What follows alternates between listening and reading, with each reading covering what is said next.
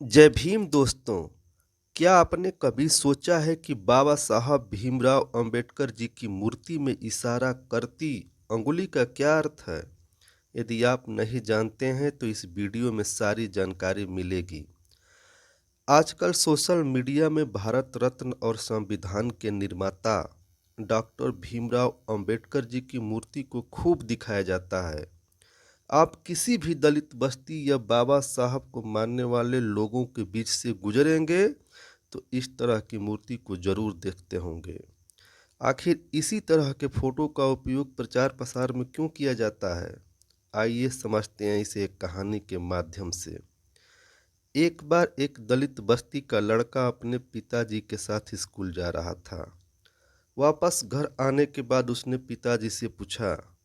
लड़के ने कहा, पिताजी, बाबा साहब भीमराव अंबेडकर जी हमेशा सूट बूट में ही क्यों रहते थे?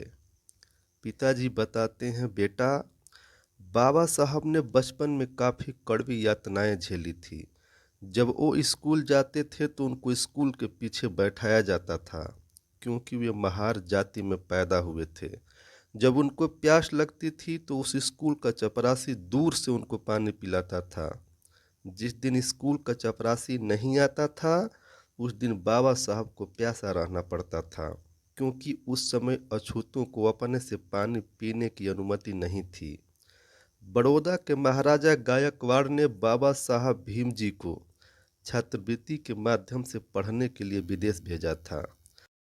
जब वे पढ़ लिख कर भारत वापस आए तो भारत में वैसे ही स्थिति थी जैसे वे छोड़कर गए थे।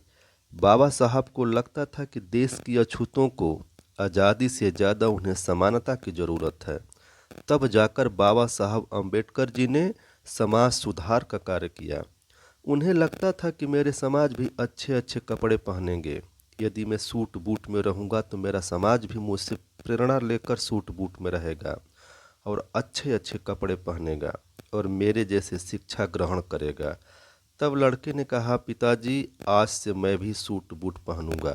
फिर लड़के ने कहा, पिताजी, मैं आपसे आखिरी सवाल पूछ रहा हूँ कि बाबा साहब जी अंगुली से क्या इशारा करते थे और उनकी हाथ में कौन सी किताब है? पिताजी ने कहा, बेटा, बहुत सटीक और तर्कपूर्ण सवाल पूछ रहा है। सुनो, जो उनकी हाथ में किताब है उसका नाम भारतीय संविधान है। इसी संविधान से भारत देश चलता है। इस भारत देश का संविधान विश्व का सबसे बड़ा संविधान है। इतना जातिवाद होने के बावजूद बाबा साहब ने ऐसा संविधान बना दिया जो न पहले कभी बना था और ना ही कभी बनेगा। इसी संविधान से सभी को समता तथा स्वतंत्रता का बल मिलता है। और हाँ बेटा, सुनो, अंगुली के इशारे का क्या अर्थ है? तुम ही इस देश का शासक हो। जाओ, इस संविधान को पढ़ो और अपने अधिकारों और कर्तव्यों को जानो।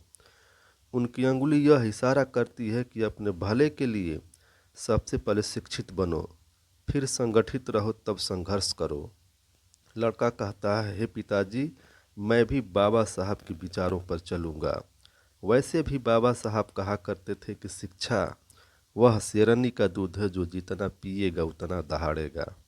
तो दोस्तों, आज की वीडियो में बस इतना ही। तो यह वीडियो कैसी लगी कमेंट में ज़रूर बताना। जय भीम साथियों।